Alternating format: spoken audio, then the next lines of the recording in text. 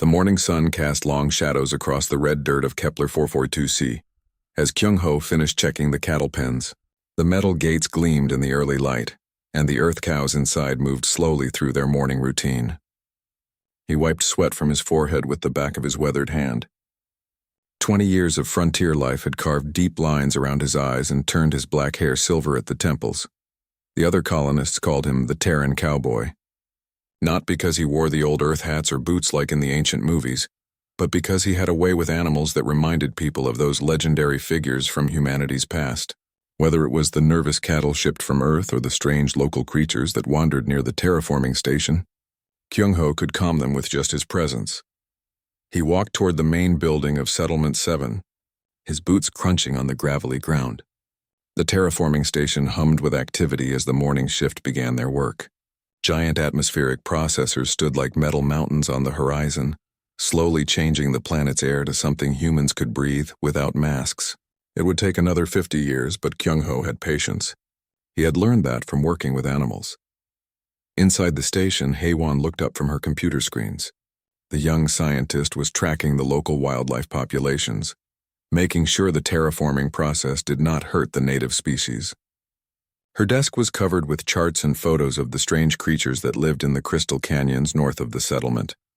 Morning readings look normal, she said, not looking away from her screens. The atmospheric levels are steady, and the wildlife sensors show regular activity patterns.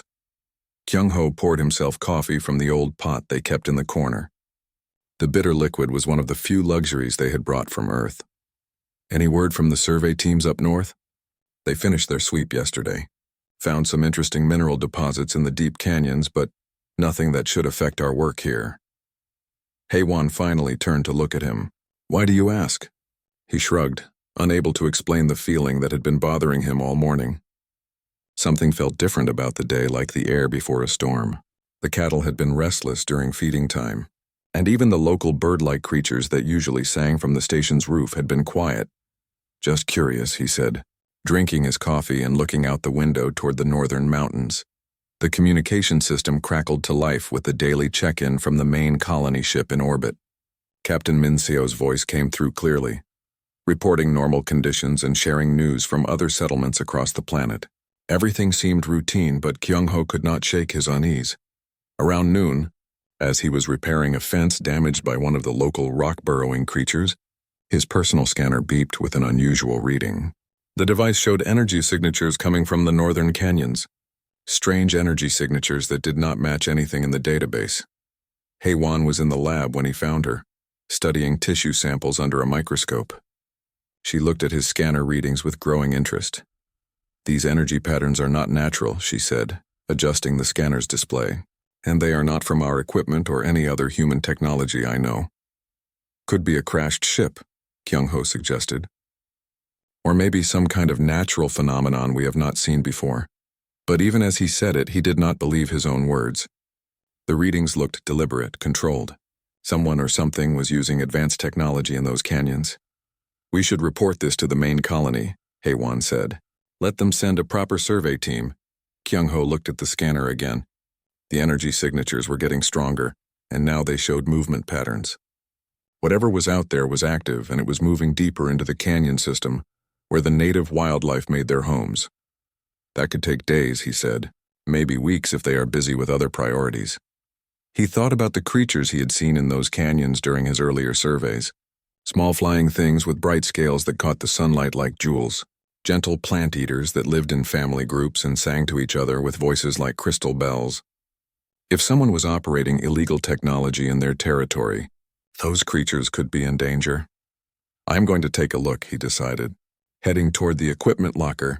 Kyung-ho, that is against protocol, Hae-won called after him. We are supposed to stay within the settlement boundaries unless we have authorization. He stopped and turned back to her. How many times have the regulations helped when something needed to be done right away? She opened her mouth to argue, then closed it again. They both knew the answer. The colonial bureaucracy was slow and careful, which was usually good for long-term planning but terrible for immediate problems. At least take communication gear, she said finally, and promise me you will be careful.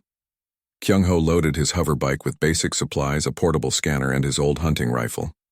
The weapon was a relic from Earth, the kind his grandfather had used during the early colonial wars.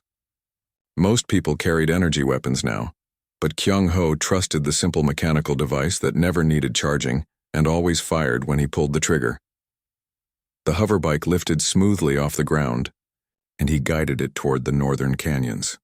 The landscape changed as he traveled, shifting from the red dirt around the settlement to the strange crystal formations that gave the canyons their name. The rocks here grew in geometric patterns that caught and reflected light in beautiful but alien ways. As he got closer to the source of the energy readings, Kyung-ho began to hear sounds that did not belong. The whine of energy weapons, the harsh voices of people shouting orders, and underneath it all, a sound that made his blood run cold, the crying of baby animals in distress. He stopped the hoverbike behind a large crystal formation and continued on foot, his rifle ready in his hands. The sounds were coming from just ahead, where the canyon opened into a natural bowl surrounded by towering rock walls. Kyung-ho crept to the edge and looked down into the bowl. What he saw there made his jaw clench with anger, and his finger moved to the trigger of his rifle. 3 adult creatures lay dead on the canyon floor, their beautiful scales now dull and lifeless. They were drakes, he realized, the flying creatures that Haewon had been studying from a distance, but these were larger than any they had seen before. With wings that spanned twice the length of a man, and huddled against the far wall of the canyon, crying in voices like broken glass, were 6 baby drakes no bigger than house cats. Kyung-ho stared down at the scene in the canyon bowl, his hands tight on his rifle. The baby drakes pressed against each other for comfort, their small bodies shaking with fear. Their scales, which should have been bright and colorful like their dead parents, were dull with terror and exhaustion. He was about to climb down to help them when he heard footsteps behind him. Heavy boots on crystal rock, voices getting closer. "The tracker says there should be 6 more around here somewhere," a rough voice said. "Boss wants them alive if possible. Dead drakes are worth good money, but live babies are worth 10 times more." Kyung-ho pressed himself flat against the crystal wall and waited. 4 figures in dark combat armor walked past his hiding spot. They carried advanced energy weapons and moved like professional soldiers. These were not local poachers or desperate colonists. These were experienced hunters who knew exactly what they were doing. The leader was a tall human with old scars across his face and arms that spoke of many fights. He wore expensive armor that would cost more than most colonists made in a year. His 3 companions looked like hired muscle from different worlds. One was clearly from the heavy gravity planets, built like a walking tank. Another moved with the quick grace of someone from a low-gravity world. The third kept checking a handheld scanner that beeped softly as it tracked the baby drakes. "There they are," the scanner operator said, pointing down into the bowl. 6 juveniles, just like the intelligence said. "Good," the scarred leader replied. "Set up the capture nets. Remember, we need them unharmed. Rich collectors pay extra for perfect specimens." Kyung-ho felt sick. These people were not just killing the adult drakes for their valuable scales. They were stealing babies to sell as exotic pets to wealthy criminals. He had heard rumors about such things in the outer colonies, but seeing it happen made his anger burn hot in his chest. The hunters began setting up their equipment. The capture nets used energy fields to paralyze small creatures without harming them. Once trapped, the baby drakes would be helpless until they were loaded onto a ship and taken far away from their home. The babies seemed to sense the approaching danger. Their crying grew louder and more desperate. They huddled closer together, the biggest one trying to spread its tiny wings over the others in a protective gesture that broke Kyung-ho's heart. He had 2 choices. He could slip away quietly and report what he had seen to the authorities. By the time help arrived, the hunters would be gone and the baby drakes would be lost forever. Or he could act now, while there was still a chance to save them. Kyung-ho checked his rifle and made his decision. He stood up and stepped into the open where the hunters could see him. "You men need to leave this area immediately," he called down to them. "This is protected territory and what you are doing is illegal." The 4 hunters spun around, their weapons rising toward him. The leader laughed, a sound with no humor in it. "Well, look what we have here. A colonial cowboy playing hero." The scarred man's voice was cold and mocking. "You have 3 seconds to walk away, old man. After that, you join the adult drakes on the ground." "I am not going anywhere," Kyung-ho replied steadily. "Put down your weapons and step away from those creatures." The leader shook his head. Your choice. The energy weapons began to charge with a high whining sound. Kyung-ho dove behind a crystal formation, just as the first shot seared the air where he had been standing. The superheated energy melted the rock where it hit, sending up clouds of steam and glowing fragments. But Kyung-ho had one advantage the hunters did not expect. He knew these canyons better than anyone. During his surveys, he had mapped every passage, every hidden trail, every spot where the crystal formations created perfect hiding places. He moved quickly from cover to cover, using the maze of rocks and narrow passages to stay ahead of the hunters. His old rifle fired solid bullets instead of energy beams, which meant no bright flashes to give away his position. Each shot was carefully aimed and deadly accurate. The first hunter went down when Kyung-ho put a bullet through his shoulder, sending him spinning to the ground. The heavy gravity man tried to rush Kyung-ho's position, but found himself trapped in a narrow passage where his size worked against him. A ricocheting bullet off the crystal walls caught him in the leg. "He is just one old man," the leader shouted in frustration. "Spread out and flank him." But spreading out in the crystal maze only made the hunters easier targets. Kyung-ho used his knowledge of how sound echoed in the canyons to confuse them about his location. He would fire from one spot, then quickly move to another position while they were shooting at empty air. The low-gravity hunter was fast, but Kyung-ho was patient. He waited until the man exposed himself trying to get a clear shot, then put him down with a bullet to the chest that punched through his armor. Now only the leader and the wounded scanner operator remained. Kyung-ho could hear them talking in harsh whispers, trying to figure out how one colonist with an old-fashioned rifle was beating trained professionals with advanced weapons. The baby drakes had gone quiet, as if they sensed that someone was trying to help them. Kyung-ho used the silence to his advantage, moving through the crystal formations like a ghost. His grandfather had taught him to hunt in the forests of Earth, and those lessons served him well in this alien landscape. The scanner operator made the mistake of standing up to get a better view of the canyon. Kyung-ho's bullet found him before he could duck back down. The man fell with a cry that echoed off the crystal walls. Now it was just Kyung-ho and the scarred leader. The hunter had taken cover behind the dead adult drakes, using their bodies as shields while he tried to spot his target. "You have killed my men," the leader called out, "but you have not won anything. There are more ships coming, more hunters. You cannot protect these creatures forever." "Maybe not forever," Kyung-ho replied from his hidden position, "but I can protect them today." The final confrontation was coming, and both men knew it. The scarred hunter leader crouched behind the dead adult drake, his energy weapon charged and ready. Kyung-ho could see the man's position from his hiding place among the crystal formations, but getting a clear shot would mean exposing himself to return fire. "You think you are some kind of hero, cowboy?" the hunter called out. "You have no idea what you are dealing with. The people I work for own half the outer colonies. They will hunt you down for this." Kyung-ho did not answer. He had learned long ago that talking during a fight was usually a mistake. Instead, he studied the canyon walls and the way the crystal formations reflected light and sound. An idea began to form in his mind. He picked up a piece of broken crystal and threw it far to his left. It clattered against the rocks, making the hunter spin toward the sound and fire several shots. While the man was distracted, Kyung-ho moved quickly to a new position closer to the canyon floor. The baby drakes were still huddled against the far wall, their small bodies trembling. One of them, the smallest with scales that showed hints of gold and silver, looked directly at Kyung-ho. For a moment he felt like the tiny creature was trying to communicate with him, telling him it understood he was trying to help. The hunter leader was getting desperate. He fired random shots at different crystal formations, hoping to hit Kyung-ho by luck. The energy beams melted rock and sent up clouds of steam, but they came nowhere close to their target. "Come out and fight like a man," the hunter shouted. "Stop hiding like a coward," Kyung-ho smiled grimly. The man was losing control, making mistakes. That was exactly what Kyung-ho had been waiting for. He aimed carefully at a large crystal formation above the hunter's position. His bullet hit the crystal at just the right angle, causing it to crack and split. The hunter looked up just in time to see several large crystal chunks falling toward him. He rolled away from his cover, exposing himself completely.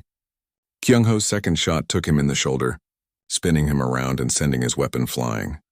The hunter tried to reach for his fallen energy rifle, but Kyung-ho was already climbing down into the canyon bowl, his rifle trained on the wounded man. Stay down, Kyung-ho ordered. Move again and the next shot goes through your heart. The hunter pressed his hand against his bleeding shoulder, his face twisted with pain and anger. You have made a big mistake, old man. The syndicate does not forget. They do not forgive. The syndicate? Kyung-ho asked, though he kept his rifle ready. The organization that runs this operation? We have contracts on 6 worlds, hunting rare species for private collectors. This job was supposed to be easy money. The hunter laughed bitterly. One old colonist with a farming rifle. My boss is going to be very unhappy. Kyung-ho glanced at the baby drakes who were watching the conversation with bright, intelligent eyes. These creatures are protected by galactic law. What you are doing is illegal. Laws are for people who cannot afford to ignore them, the hunter replied. My employers have enough money to buy judges and politicians. They will send more hunters. Better ones. The sound of engines approaching made both men look up. A small ship was descending toward the canyon, its engines whining as it came in for a landing on a flat area near the rim. Kyung-ho tensed, thinking reinforcements had arrived. But the ship bore the markings of the Galactic Conservation Council. Looks like someone reported your little rescue mission, the hunter said with a nasty grin. Now you're in trouble with the bureaucrats too.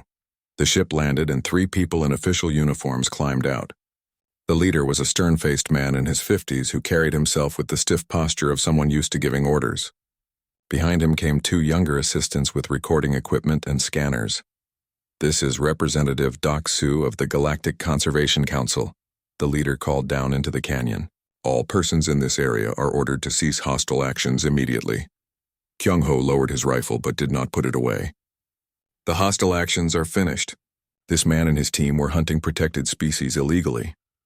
Representative Doc Soo and his assistants made their way down into the canyon, moving carefully over the rough terrain. When they reached the bottom, the official looked around at the dead adult drakes and the wounded hunters with disapproval. Mr. Kyung-ho, I assume? Doc Soo said, checking a tablet computer. You are listed as a xenobiologist for Settlement 7, not a law enforcement officer. You had no authority to take armed action in this situation. I had the authority of someone who saw baby animals about to be stolen and sold, Kyung-ho replied firmly. Sometimes waiting for proper authority means waiting too long. One of the assistants was scanning the baby drakes with a handheld device. She looked up with excitement. Sir, these readings are incredible. The neural activity levels are much higher than anything in our files for this species. Doc Soo frowned and took the scanner from his assistant. He studied the readouts for several moments, his expression changing from bureaucratic irritation to scientific interest. These are not ordinary drakes, he said slowly. The brain development patterns suggest advanced intelligence, possibly even proto-sapient behavior. The wounded hunter tried to stand up, but Kyung-ho gestured with his rifle for the man to stay down. What does that mean? Kyung-ho asked. It means these creatures may be on the verge of developing true intelligence, Doc Soo explained. If that is correct, then hunting them would not just be poaching. It would be a crime against a potentially sapient species. The smallest baby drake, the one with gold and silver scales, made a soft sound that was almost musical. The other babies responded with similar sounds, creating a harmony that seemed to express both sadness for their dead parents and gratitude for their rescue. Doc Soo stared at the baby drakes with growing amazement. They are communicating with each other. Not just animal sounds, but actual structured communication. Kyung-ho felt a strange tingling sensation in his mind, as if something was trying to make contact with his thoughts. When he looked at the smallest drake, the feeling grew stronger. The tiny creature was looking directly at him with eyes that seemed far too intelligent for an animal. We need to get these babies back to the station, Kyung-ho said. They need proper care and protection. Agreed, Doc Soo said, then turned to the wounded hunter. And you, sir, will be coming with us to face charges for attempted genocide. Back at Settlement 7, Kyung-ho and Haiwan worked together to set up a temporary nursery for the 6 baby drakes. They used the station's medical bay, clearing out equipment to make space for soft bedding and heat lamps that mimicked the warmth of their Crystal Canyon home. The smallest drake, the one with gold and silver scales, stayed close to Kyung-ho wherever he went. When he knelt down to adjust the bedding, the tiny creature climbed onto his shoulder and made soft purring sounds. Kyung-ho had never heard a drake make such sounds before. I think she likes you, Haiwan said, watching the interaction with scientific interest. Look how calm she becomes when you are near. Kyung-ho gently stroked the baby drake's head with one finger. Her scales were warm and surprisingly soft. What should we call them? They need names if we are going to take care of them. Haewon smiled. How about naming them after mountains from Earth? Your homeland has some beautiful peaks. They named the smallest one Hala after the mountain on Jeju Island. The others became Jiri, Seorak, Taebek, Ode, and Sobek. Each baby drake seemed to respond to their new name, tilting their heads when called as if they understood human speech. Representative Doksu spent most of his time in the lab, running tests on tissue samples and studying the neural scans they had taken of the babies. His initial skepticism about Kyung-ho's actions was fading, as the evidence mounted that these creatures were far more intelligent than anyone had realized. The brain structure is incredible, he told Kyung-ho and Haewon during one of their daily meetings. These babies show cognitive development patterns that match young children from several known intelligent species. They are learning, adapting, and problem-solving at a rate that should be impossible for simple animals. To demonstrate his point, Doksu had set up a series of simple puzzles in the nursery. The baby drakes worked together to solve them, communicating with each other through soft musical sounds and coordinated movements. When one drake figured out how to open a food container, it immediately showed the others how to do the same thing. They are teaching each other, Haewon observed. That level of social learning only happens in truly intelligent species. Hala, still perched on Kyung-ho's shoulder, made a complex series of sounds that seemed to be directed at the other babies. They all turned to look at her, then at Kyung-ho, and then began making harmonious sounds together. It is almost like she is telling them that you saved them, Doksu said with wonder in his voice. And they are thanking you. The strange tingling sensation in Kyung-ho's mind returned stronger than before. For a moment he could swear he felt emotions that were not his own. Gratitude, affection, and something that might have been trust flowed through his thoughts. I think they are trying to communicate with us mentally, he said quietly. Not just with sounds, but with their minds. Doksu nodded thoughtfully. Telepathic abilities are not uncommon among intelligent species. If these drakes are developing true sapience, mental communication might be their natural method of complex interaction. The peaceful atmosphere of discovery was broken by an urgent communication from the orbital colony ship. Captain Minseo's voice came through the speakers with obvious tension. Settlement 7, we are detecting multiple unidentified ships entering the system. They are not broadcasting proper identification codes and are ignoring our communication attempts. Kyung-ho felt a chill run down his spine. How many ships? Long-range sensors show at least 12 vessels, possibly more. They appear to be military-class cruisers with heavy weapons. This is not a merchant convoy or a scientific expedition. Doksu was already activating his emergency protocols, sending coded messages to the Galactic Council headquarters. The wounded hunter mentioned something called the Syndicate. This could be a retaliation force. In the nursery, the baby drakes became agitated. They pressed close together, making distressed sounds that grew louder and more urgent. Hala climbed down from Kyung-ho's shoulder and joined the others, adding her voice to their warning calls. They sense something, Haewon said. Look at their behavior patterns. This is not normal animal fear. They know specific danger is coming. The communication system crackled again. This time it was not Captain Minseo's voice, but a cold, mechanical sound that belonged to someone used to giving orders and having them obeyed without question. Settlement 7. This is Fleet Commander Yong-soo of the Crimson Syndicate. You are harboring stolen property that belongs to our organization. You also killed 4 of our employees and injured a 5th. These actions require compensation. Kyung-ho grabbed the communication microphone. Those creatures are not property. They are living beings under the protection of galactic law. A harsh laugh came through the speakers. Laws are for people who lack the power to enforce their own will. We have 12 battle cruisers against your small farming settlement. I think our will is quite clear. What do you want? Doksu asked, though his voice showed he already knew the answer. Simple. Turn over the Drake specimens and the human who interfered with our operation. Do this within 6 hours and we will leave your settlement intact. Refuse, and we will take what we want from the ashes of your buildings. The communication channel went dead, leaving the settlement in tense silence. Kyung-ho looked at the baby drakes who were still making their distressed warning sounds. Hala looked up at him with eyes that seemed to understand exactly what was happening. 12 battle cruisers, Haewon whispered. We have maybe 20 people here and most of them are scientists and farmers. We cannot fight off that kind of force. We will not have to, Doksu said firmly, but his voice lacked confidence. I have sent emergency messages to the Galactic Fleet. Help will come. In 6 hours? Kyung-ho asked. Or 6 days? Doksu did not answer, which was answer enough. Kyung-ho knelt down beside the baby drakes. They gathered around him, their small bodies warm against his hands. Hala climbed back onto his shoulder and made soft sounds that felt like comfort and determination mixed together. Then we make our stand here, he said quietly. These babies have already lost their parents. They are not going to lose their freedom too. Outside, the first of the syndicate ships appeared as bright stars against the afternoon sky, growing larger as they descended toward the planet. The 6 hours passed too quickly. Kyung-ho spent the time helping the other colonists prepare for what seemed like an impossible fight. They moved the most important equipment into the underground storage areas and set up communication relays in the crystal caves north of the settlement. The baby drake stayed close to Kyung-ho throughout the preparations. Hala rode on his shoulder while he checked weapons and supplies, making soft sounds that seemed to encourage him.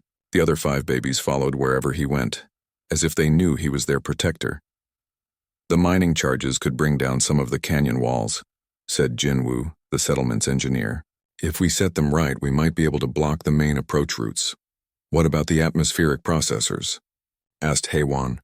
If we overload them, the explosion could damage any ships that land too close. Kyung-ho nodded, but he knew they were just buying time. 20 colonists with farming tools and mining equipment could not stand against 12 military cruisers with trained soldiers and advanced weapons. As the deadline approached, the syndicate ships descended from orbit like dark birds of prey. They were sleek and deadly, bristling with weapon arrays that could level the entire settlement in minutes. The lead ship was twice the size of the others, clearly the command vessel. The communication system activated with the cold voice of Fleet Commander Yong-soo. Your time is up, Settlement 7. We are prepared to land troops and take what we came for. This is your final chance to surrender the specimens and the interfering human. Kyung-ho took the microphone, feeling the weight of every decision that had brought them to this moment. The answer is still no. These creatures are not specimens. They are intelligent beings with the right to live free. Then you have chosen death for your entire settlement. Begin the assault. The first energy blast came from the orbiting ships, striking the settlement's outer buildings with devastating force. The power station exploded in a ball of fire, plunging half the colony into darkness. The communication tower collapsed in a shower of sparks and twisted metal. But as the attack began, something unexpected happened. The baby drakes began to sing. It started with Hala still perched on Kyung-ho's shoulder. Her voice rose in a clear musical tone that seemed to cut through the noise of exploding buildings and enemy weapons. The other 5 babies joined her, their voices blending into a harmony that was both beautiful and strange. As they sang, Kyung-ho felt the tingling sensation in his mind grow stronger. But now it was not just from Hala. All 6 babies were somehow connecting with him, sharing their thoughts and feelings. More than that, he could suddenly sense the locations and movements of the other colonists as if he was seeing through their eyes.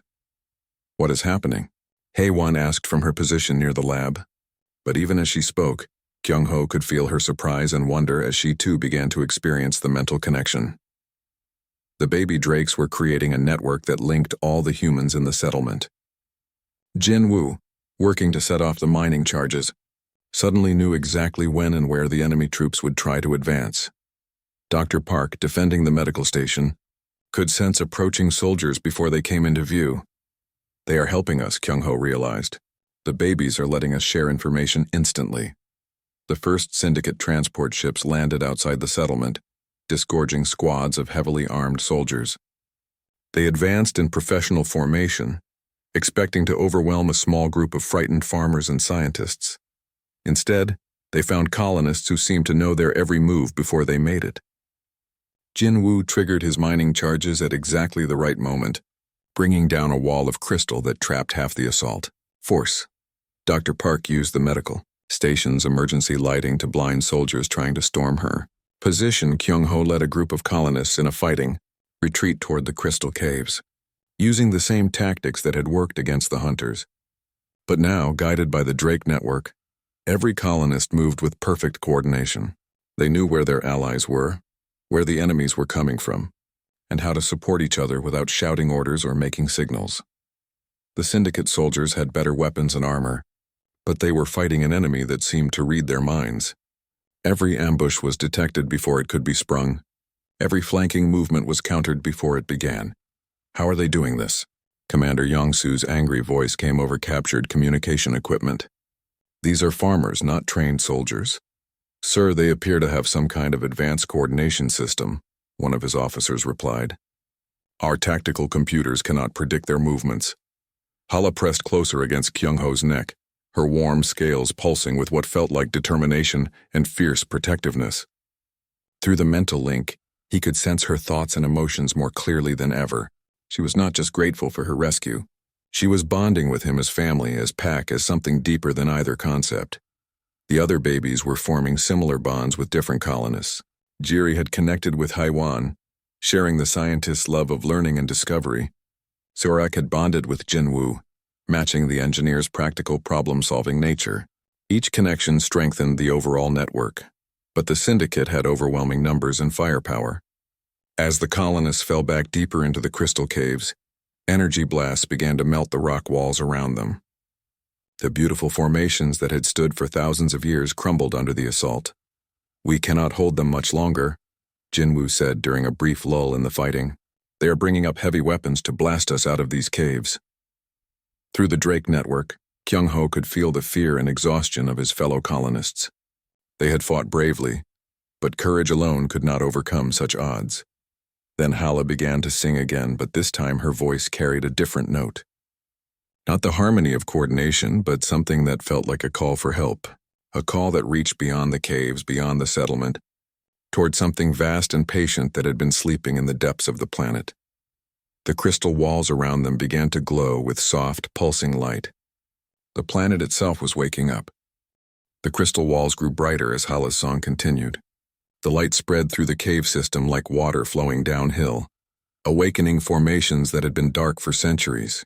Kyung-ho felt something vast and ancient stirring in response to the baby drake's call. Through the telepathic network, all the colonists could sense it too. The planet was not just a ball of rock and crystal, it was alive in ways that human science had never imagined. The crystal formations were not just minerals, but part of a sleeping consciousness that spanned the entire world. The drakes are connected to the planet itself, Haiwan whispered in amazement. They are not just animals.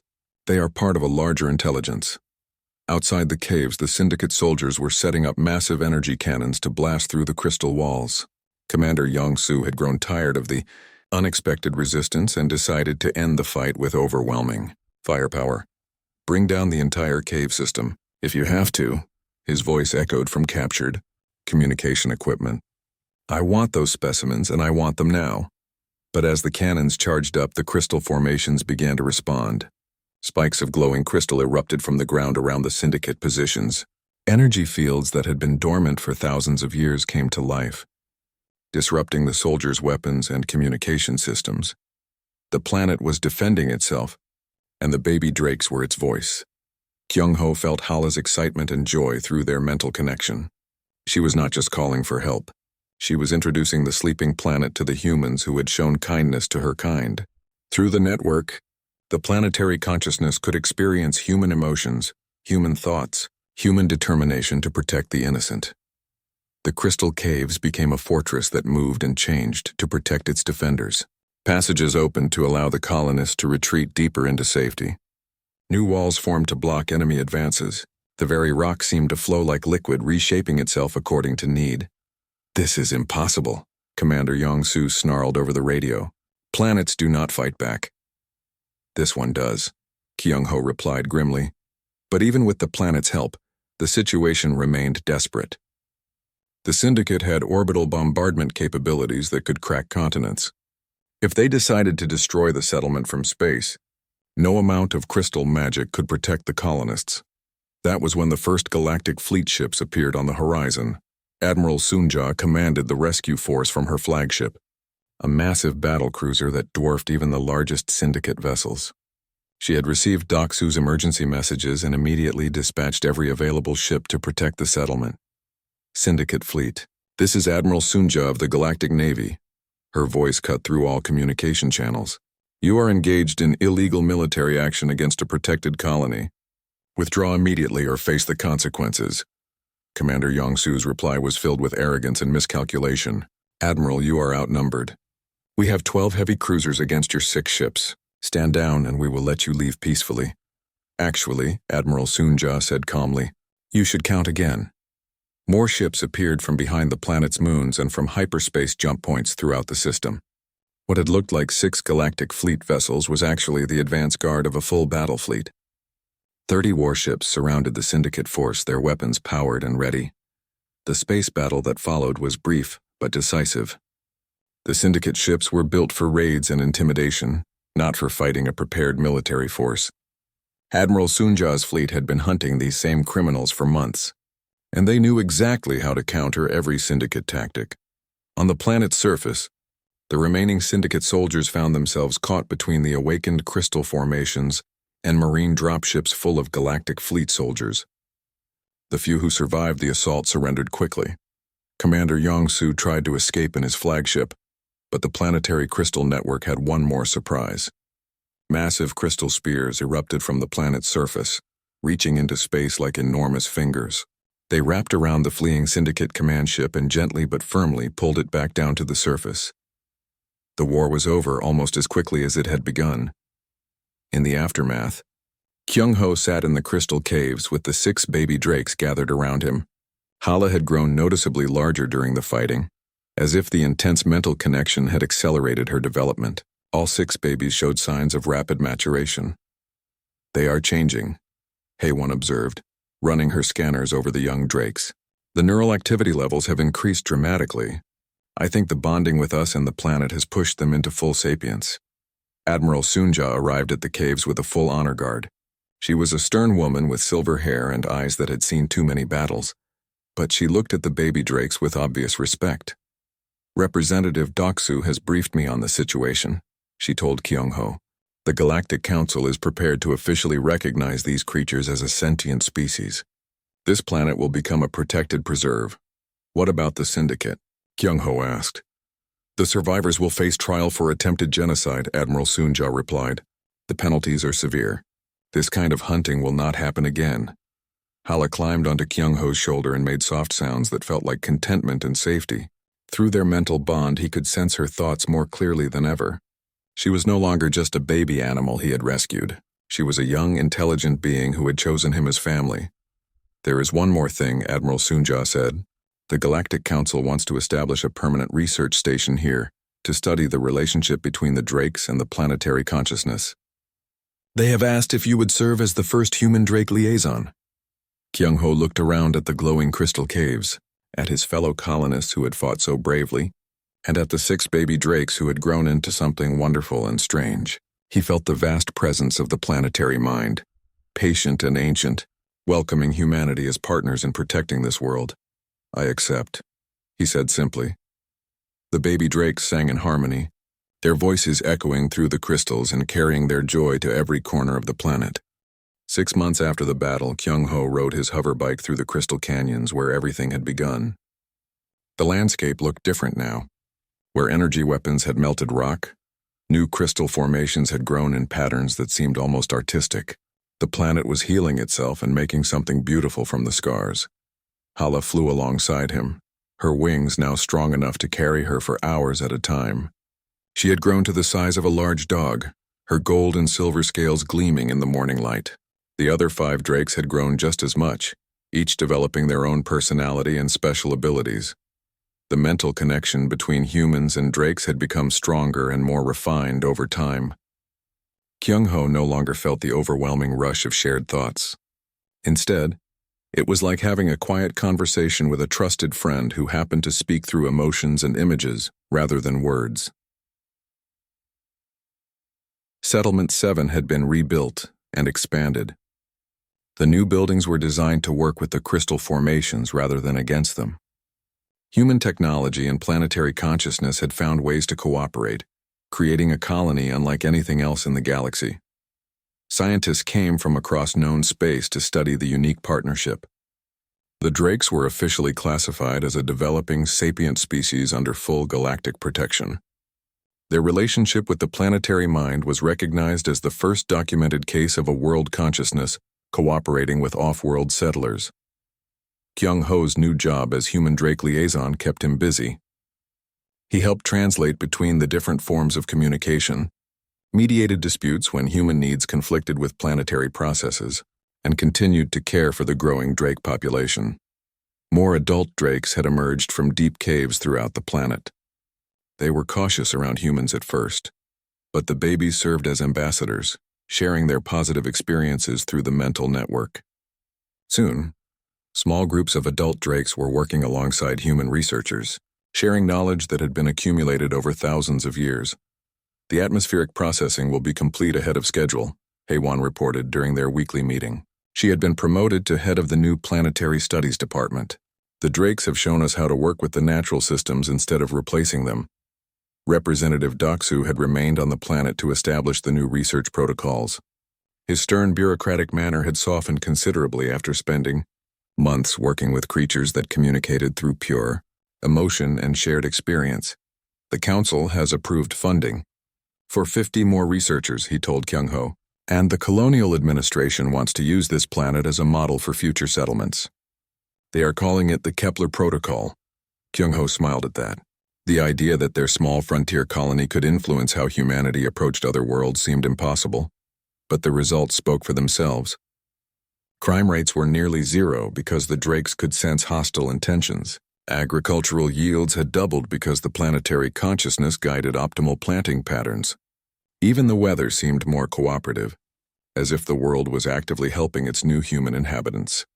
Admiral Sunja visited regularly to check on the security situation and to study the tactical applications of the human Drake network. She had been impressed by how effectively the colonists had fought when guided by shared consciousness. The military applications are obvious, she had told Kyung-ho during her last visit. But I am more interested in the peaceful possibilities. Imagine colonies where humans and native species work together from the beginning instead of competing for resources. As Kyung-ho reached the canyon where he had first found the baby Drakes, he dismounted from his hoverbike and walked to the spot where the adult Drakes had died. A crystal monument had grown there naturally, shaped by the planetary consciousness into something that looked almost like a traditional memorial. Hala landed beside him and made soft sounds that conveyed respect for the dead and gratitude for their sacrifice. Through their mental link, Kyung-ho could feel her adult understanding of what had happened here. She knew that her parents had died protecting their children, and she honored that sacrifice by working to build a better future. More Drakes appeared from the canyon depths. Dozens of them now, adults and juveniles, all part of the growing community that spanned the entire planet. They gathered around Kyung-ho and Hala, their voices joining in the complex harmonies that had become the signature sound of the new world. Among them were other humans who had learned to work with the Drake network.